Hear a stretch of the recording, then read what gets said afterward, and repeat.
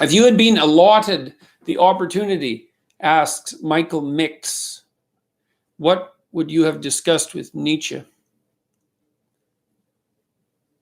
Well,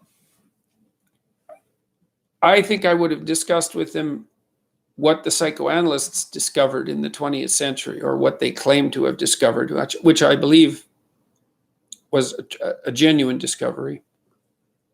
See, when Nietzsche announced the death of God, which, by the way, as you may know from listening to my lectures, was not precisely a triumphal, it wasn't an announcement of triumph. It was a warning and the tolling of bells of sorrow. That's a good way of thinking about it. Even though Nietzsche styled himself as an intellectually vicious critic of institutionalized Christianity, which he certainly was, he was also a strange friend to the faith. I think in the most fundamental sense, that's the truth. He wrote some things about Christ, for example, which were very positive. And I think the reason he understood as well how important the narrative substructure of the Judeo-Christian tradition was to the maintenance of Western civilization. He's one of the people I learned that from, So when Nietzsche announced the death of God, he did it sorrowfully, and then he tried to think about what we might be able to do about that, because it was going to lead us down two bad pathways, either towards nihilism and the belief, or what would you call the direct experience, that because God was dead, everything might be permitted, as Dostoevsky pointed out, or totalitarianism, which would arise as a rational substitute for the dogmas of religion. And he knew that both of those would be catastrophic occurrences. And so he was trying to figure out what we could do to heal ourselves, I suppose, as a consequence of this great loss, because Nietzsche also believed, well, I mentioned this, that, the belief in God, which is not something so simple as belief in, a bearded man in the sky. It's sad to even have to say that, and maybe it's not necessary, but at least, more profoundly, that the death of the idea of a universe ordered by something that's akin to the living and conscious and aware and intelligent. It's rough to replace that with pure random meaninglessness. And of course, that's the pathway to nihilism. Anyways, Nietzsche thought we would have to create our own values to replace those that would fall because of the death of Christianity. And the psychoanalysts, Freud and Jung, particularly Jung, but Freud began it, I think, and Jung made this explicit, I think, found a fatal flaw in Nietzsche's theorizing. And maybe it's a fatal flaw in relationship to modernism per se, even to the idea of rational thought itself as master of its own house. You can't make your own values. Like, you can aim, you can direct your life, you can cooperate in determining the values that you pursue, but you cooperate with forces in yourself that aren't you and can't be made you, not in any straightforward way.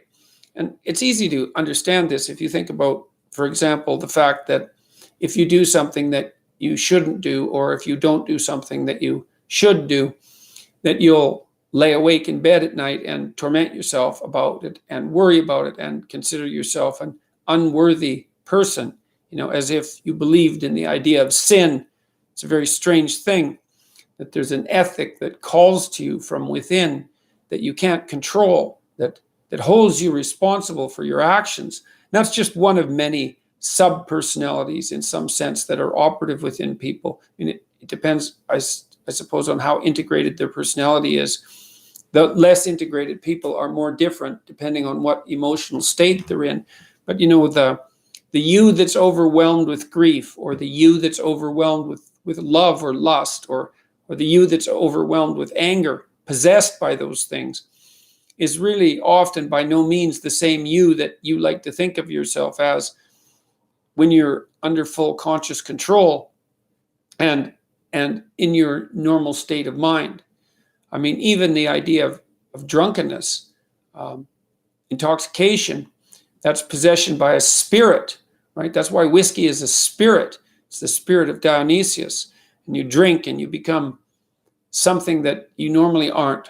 They say in vino veritas, but it's not necessarily reasonable to believe that everything you do and say while you're intoxicated by alcohol is true. The point is that there are multiple personalities at work within you, and they have a fair bit of autonomy, like a strange autonomy. If you could just create your own values, you could imagine, in some sense, you'd be doing what Raskolnikov tried to do in Crime and Punishment, which is a book I'd really recommend.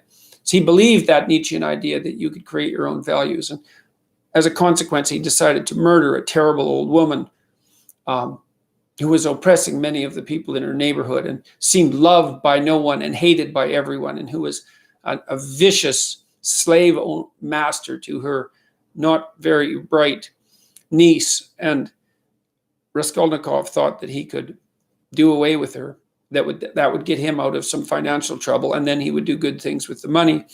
And that if he was a real Superman in some sense, in the Nietzschean manner of thinking, that he could just dispense with all the guilt that might logically be associated with murder, because after all, if there's no God, everything is permitted and we can create our own values. And Crime and Punishment is an unbelievably deep study of what happens when you cross a line that you shouldn't have crossed because of your own arrogance. And so Raskolnikov, this is a thriller, this book, a real detective story. Well, I'm not going to blow the plot, but he's sort of successful in the murder. He gets away with it, although it doesn't exactly turn out the way he expects, even the act itself.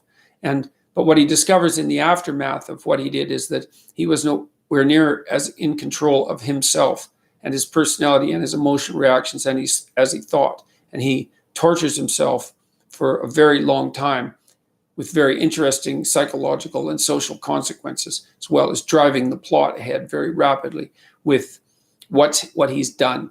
Absolute, stark, traumatized disbelief at what he's done.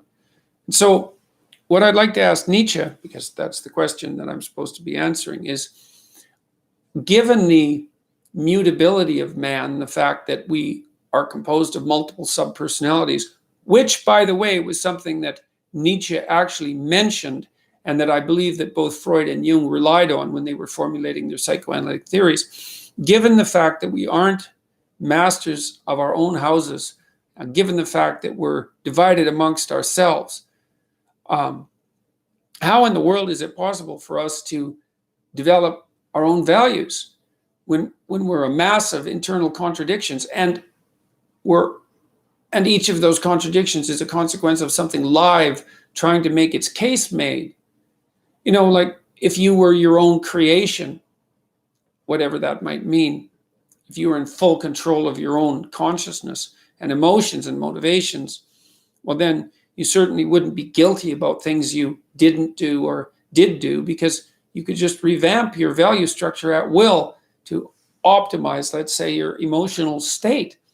And, it's good to some degree to be able to do that, to cheer yourself up and to dampen your grief. But man, you're not as in control of yourself as you'd like to think. And you're haunted by many things that you could be and many things that you are.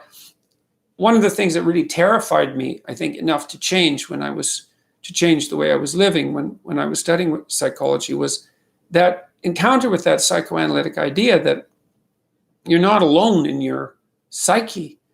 You can even tell that if you're a student, if you're trying to read something that you have to read. There's a difference between reading something you have to read and something that you want to read. If you want to read it, you can just read it. If you have to read it, you might not read it at all. You might just procrastinate endlessly. Even if there's an important outcome like an exam, even if the consequence of that exam might be failing a course and destroying your academic record, you'll still find yourself very resistant to read the paper, unless you happen to be personally interested in it. And that's so interesting too, because even at that level, you're not the sort of person that can create their own values, man. You can't even convince yourself to read a piece of complex writing if you're a university student enrolled in a course that you chose that assignment is part of. And so that's a pretty good indication of just how many directions you're pulled in simultaneously. So I would really like to discuss that with Nietzsche. I would like to know what he thought about that. Maybe he thought that despite our dissociability and the multiplicity of our personality, that the possibility or the necessity of creating our own values was the only chance we had. But what I learned from Jung, and this is probably the most profound thing I learned, I think, of all the things that I know, perhaps, is that values aren't created, they're discovered. And they're discovered through a consultation with the parts of yourself that you're not conscious of, that you're not fully conscious of, that aren't fully articulated elements of your primary personality. You have to discover what your values are.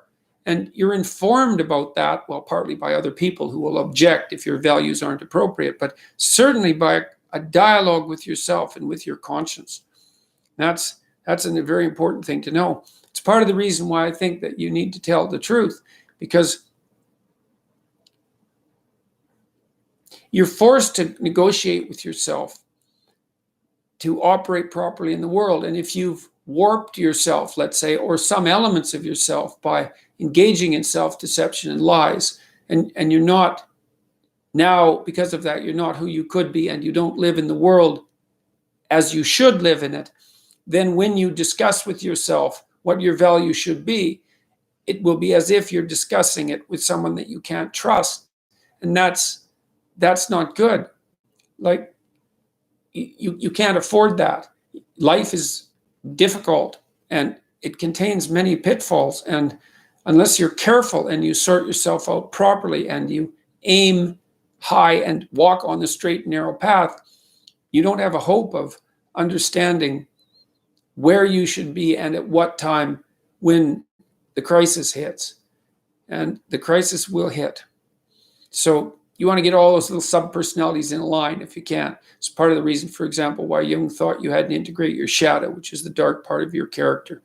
He thought that was necessary, or it would go and have a little autonomous life of its own, maybe manifesting itself, for example, when you're angry or drunk, instead of integrated into the rest of your personality like a properly disciplined player in a complex and sophisticated game.